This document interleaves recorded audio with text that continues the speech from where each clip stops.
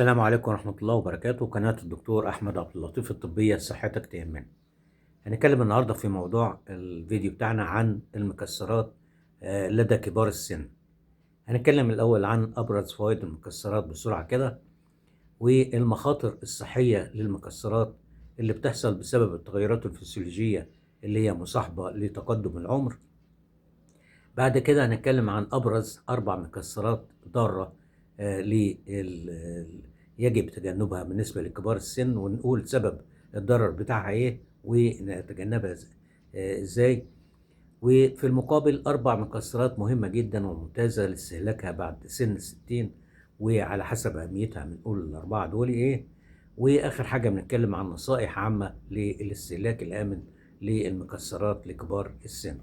نرجو في البداية اللي ما عملش اشتراك في القناة رجاء يعمل اشتراك، ولو عجبكم الفيديو اعملوا لايك جميل وشيروه لاكتر عدد من حبايبكم واصحابكم وجروباتكم، وضغطوا على زر الجرس وضغطوا على كل توصلكم كل اشعارات. المكسرات احنا عارفين انها ممتازة ومهمة جدا. ابرز الفوائد بتاعتها بسرعة كده: تعزيز صحة القلب والشرايين، لان فيها دهون صحية احادية غير مشبعة، وفيها اوميجا 3 احماض دهنية كويسة. دي كلها بتقلل الكوليسترول الضار وبتفيد القلب والشرايين وتمنع مشاكله. تاني حاجة التحكم في الوزن، برغم ان فيها سعراتها بتعتبر عالية نسبيا، ولكن لوجود الياف وبروتين فيها فبتعطي الزيادة والشعور بالشبع لفترة اطول، فممكن نتحكم في الوزن.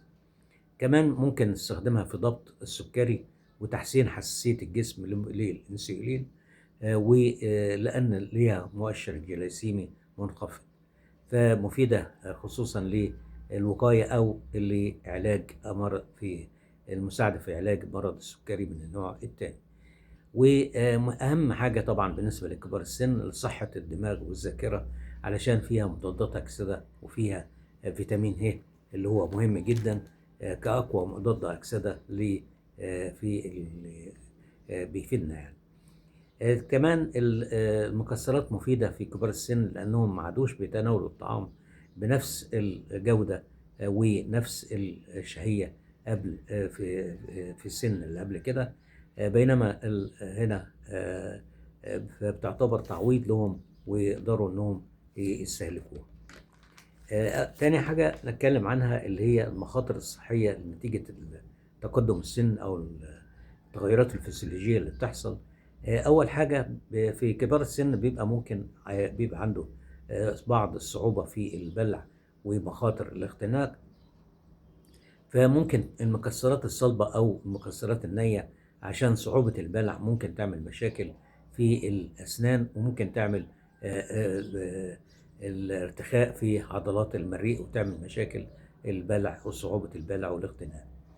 تاني حاجة المكسرات المحمصة والمملحة فيها كمية عالية من الملح، وملح الطعام طبعا إذا زاد بيعمل مشكلة لصحة القلب والأوعية الدموية ويرفع ضغط الدم. تالت حاجة اللي هو المكسرات ممكن تؤدي إلى بعض الاضطرابات في الجهاز الهضمي والإمساك، وضعف كفاءة الجهاز الهضمي، وبطء الحركة بتاعة الأمعاء نتيجة محتوى الدهون العالي في بعض المكسرات ديت، فممكن يحصل عسر هضم أو يحصل نفخة أو يحصل إمساك. كمان ممكن تزيد الوزن لأن فيها سعرات عالية وانخفاض معدل الحرق في السن الكبير أو كبار السن فوق 60، فلما يتناولوا كميات كبيرة هتؤدي إلى تراكم الدهون وزيادة الوزن والسمنة. كمان بعض الأفراد بيبقوا حساسين للحساسية والسموم الفطرية اللي هي مع تقدم العمر طبعا بتضعف الجهاز المناعي، فبتخلي رد الفعل التحسسي للمكسرات أكثر خطورة، وإمكانية نمو الفطريات السامة على بعض المكسرات المخزنة زي الأفلا توكسين. مثلا لما نخزن الفول السوداني تخزين سيء ممكن الفطريات ديت بتنتشر وبتسبب لنا مشاكل وضرر للكبد، وممكن تتحول إلى حاجات سرطانية. بعد كده هنتكلم عن 4 مكسرات مهمة جدًا ضارة ممكن يجب إن إحنا نتجنبها لكبار السن، وعلى حسب شدة الضرر ثم الأقل. أول حاجة اللي هو الكاجو. الكاجو بيضر بالكليتين وبيضر بالمفاصل ومستوى سكر الدم والدماغ.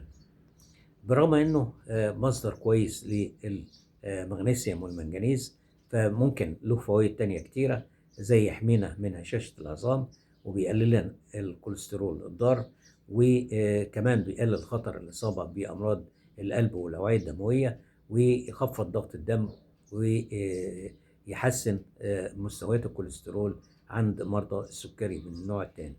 برغم من الفوائد الكويسة ديت اللي كنا بناخدها بنستفيد منها اللي بالنسبة لسن الشباب، وكنا بنقول إنها أفضل المكسرات بالنسبة لنا أو بالنسبة للشباب يعني.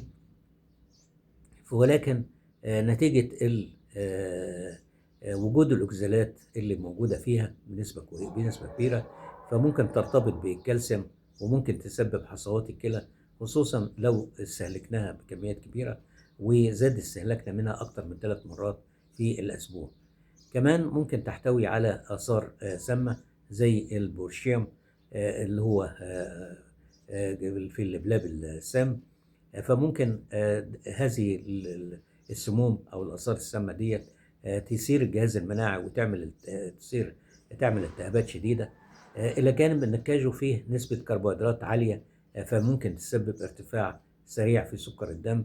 كمان ممكن فيه القشرة بتاعتها وجود في حمض الفيتك، فبتقلل امتصاص بعض المعادن زي الحديد والزنك والمغنيسيوم، فبتعمل مشاكل نقص العناصر ديت في الجسم. ده بالنسبة للكاجو. بالنسبة لتاني حاجة اللي هو ضارة الفول السوداني. الفول السوداني رغم انه رخيص في الثمن، ورغم انه وجبة ممكن يبقى وجبة صحية خفيفة أو مغذية، ولكن بنعتبر الفول السوداني نوع من البقوليات مش من المكسرات. فممكن سوء التخزين بتاع الفول السوداني بيحتوي على سموم الافلاتوكسين اللي اتكلمنا عليها، السموم الفطرية اللي ممكن تتحول إلى مواد مسرطنة. ولأن كبار السن بيكون الكبد بتاعهم أقل قدرة على القيام بوظيفته في طرد السموم وإخراج وإزالة السموم بتاعة الجسم، فبيخزن الافلاتوكسين ديت.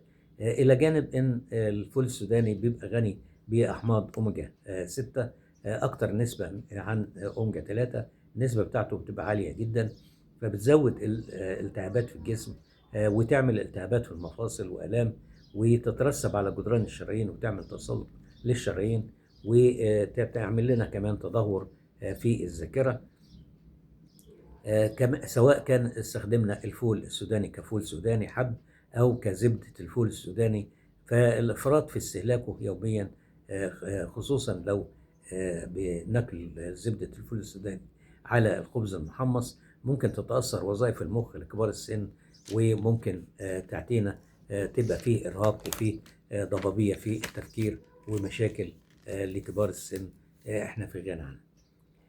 ثالث مكسرات من اللي هي السيئة يجب تجنبها اللي هي المكسرات البرازيلية اللي هي بتبقى غنية بمادة السيلينيوم. ومادة السيلينيوم كمضاد للشيخوخة وبقاوم من السرطان، برغم ان فوائده كتيرة، ولكن الحبة الواحدة طبعا ممكن تعطينا 125% من الحاجة اليومية للسيلينيوم اللي احنا محتاجينه. فالإفراط في استهلاكها يوميا ممكن يسبب التسمم بتاع السيلينيوم، وتظهر علامات تسمم السيلينيوم، وتظهر زي خطوط بيضاء على الضوافر أو هشاشة العظام أو إرهاق أو أعراض عصبية زي الرعشة وضبابية التفكير وتقلبات المزاج، وممكن تسبب لنا الخرف. رابع مكسرات اللي هي يجب ان احنا نتجنبها عند كبار السن، واللي هي المكاديميا. المكاديميا استخدامها كوجبة كريمية تشبه الزبدة، او بنستخدمها في خلطات بنخلطها مع السكر في بعض البسكوتات والبسكويت. فهي لانها غنية بالدهون خصوصا الدهون الثلاثية والحمض الدهني الحمض البالميتيك، فممكن تسبب التهابات عند كبار السن نتيجة الاستهلاك الزايد لها ممكن تسبب تصلب الشرايين وإرهاق الكبد وتخفض قدرته على العمل نتيجة تقدم السن. ممكن تحصل المشاكل ديت، فالشخص يحس بإرهاق ويحس بضيق نفس.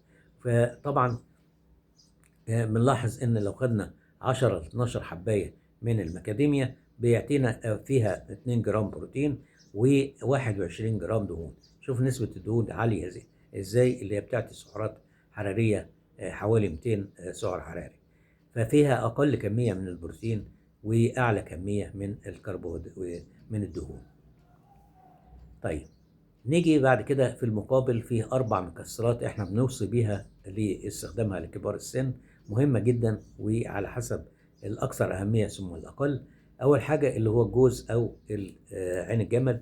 عين الجمل دي أو الجوز بيعتبر جوهرة المكسرات الخارقة. شكلها حتى بتشبه شكل المخ. غنية جدا بأحماض أوميجا 3 الدهنية اللي هي بتقوي الذاكرة وتعالج أو تكافح التدهور الإدراكي وبتجدد الدماغ. بتمنع التدهور الإدراكي المرتبط بالعمر. كمان بتعزز من صحة القلب وبتواجه وتمنع الالتهابات المزمنة، فبتشيل أثر الآلام بتاعة المفاصل وبتحسن مرضى الزهايمر.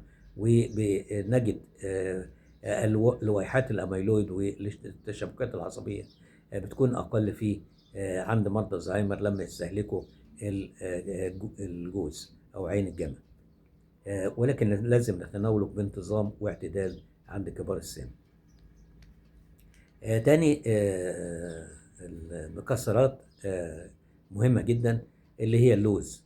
اللوز أفضل الأنواع علشان صحة العظام لأنها بتحتوي على الكالسيوم، إلى جانب أنها غنية بالفيتامين بتاع ه أو فيتامين إي اللي هو أقوى مضاد أكسدة اللي بيحمي خلايا الدماغ من الإجهاد التأكسدي واللي بيعزز صحة الجسم وبيحمي الأنسجة وبيعزز صحة البشرة ويأخر علامات الشيخوخة وبيعكس آثار تقدم السن، ومهم جدا لصحة القلب والأوعية الدموية. كمان إلى جانب أنه غني بالمغنيسيوم، فحفنة صغيرة منه بيعطينا 20% من الحاجة اليومية من المغنيسيوم، فبيحمينا من مشاكل نقص المغنيسيوم اللي هو تشنجات العظام واضطرابات النوم وعدم انتظام ضربات القلب. وبنلاحظ ان امتصاص المغنيسيوم من اللوز افضل بكتير جدا من امتصاصه المغنيسيوم كمكمل غذائي. ثالث حاجة او ثالث مكسرات مفيدة جدا اللي هو الفستق الحلبي. الفستق الحلبي مفيد جدا لصحة الدماغ ومفيد جدا للمناعة ومفيد جدا لدعم عملية الأيض أو التمثيل الغذائي. هو مضاد للشيخوخة، بيمنع حدوث سريع لضعف البصر وتراجع ضعف البصر، لأنه هو بيحتوي على مضادات أكسدة الليوتين والزيكسانسين المهم لصحة العيون وبيحميها من التنكس البقعي مع تقدم العمر. كمان مهم جدا بيمنع تراجع القدرة العضلية ومشاكل الهضم. وكمان بأنه بيحتوي على بروتين كامل نباتي، فبيحافظ لنا على الكتلة العضلية وبيحسن لنا مرونة الشرايين وبيساعد على تدفق الدم بسهولة ويسر. رابع مكسرات مهمة جدا ومفيدة بالنسبة لكبار السن وبننصح بيها اللي هي البقال. البقال بيحتوي على مضادات أكسدة أكتر من اللي موجودة في التوت والتوت الأزرق والتوت البري والشوكولاتة الداكنة. فالمضادات الأكسدة ديت بتحارب الشوارد الحرة والجذور الحرة وتحمي الأنسجة والخلايا بتاعتنا. وكمان بيحتوي على دهون صحية زي حمض الأوليك اللي هو زي اللي موجود في زيت الزيتون، فبيحمي القلب وبيحمي الدماغ من الأكسدة ويمنع تراجع القدرات الإدراكية. لما ناخده 5 مرات في الأسبوع مهم جدا علشان نحافظ على شباب المخ بتاعنا وشباب الجلد بتاعنا. آخر حاجة نتكلم فيها عن بعض النصايح للاستهلاك الآمن. طبعا أول حاجة اللي هو الاعتدال، إن احنا نتناول 4 حصص يعني حفنة واحدة نتناولها أسبوعي كحد أقصى عشان نستفيد منها استفادة قصوى وبحيث نتجنب تراكم السعرات الحرارية. كمان طريقة التقديم إن إحنا ممكن أفضل عشان كبار السن ننقعها في المَيّة عشان نلينها، أو نتناولها على شكل زبدة طبيعية، أو إضافتها مطحونة للشوفان والزبادي عشان تسهّل البلع والهضم.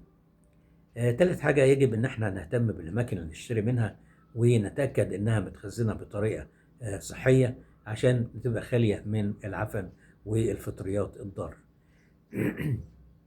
رابع حاجة بعض أنواع المكسرات في ممكن تناولها قد لا تكون مناسبة لكبار السن، خصوصا لو عندهم أمراض مزمنة زي ارتفاع الضغط والسكر والكوليسترول وزيادة الوزن ومشاكل الهضم وأمراض الكلى. وأفضل وقت إن إحنا نتناول المكسرات حسب هدفنا من أخذ المكسرات ديّة إيه، اللي هو تعزيز الطاقة والنشاط، يبقى ناخدها في الصبح مثلًا مع وجبة الفطار عشان تعطينا طاقة وترفع لنا سُكّر الدم. لو كنا عاوزينها بهدف فقد الوزن، التحكم في الشهية، وزيادة الشعور بالشبع لفترات طويلة، فناخدها في منتصف الصباح قبل وجبة الغدا بنُص ساعة. كمان لو عاوزينها علشان نحسّن جودة النوم في المساء، بناخدها قبل النوم، خصوصًا بناخد الجوز واللوز لأنهم بيحتوي على مادة التريبتوفان اللي هي بتعزّز الاسترخاء وتساعد في الدخول في النوم. بكده نكون وصلنا لنهاية الفيديو بتاعنا. نرجو في النهاية لما عملت اشتراك في القناة رجاء يعمل اشتراك، ولو عجبكم الفيديو اعملوا لايك جميل وشيروه لأكتر عدد من حبايبكم واصحابكم وجرواتكم، وضغطوا على زر الجرس وضغط على كل توصلكم كل اشعاراتنا. ونتمنى الصحة والعافية للجميع، والأسئلة اللي عاوزينها اكتبوها واحنا هنجاوب عليها. والسلام عليكم ورحمة الله.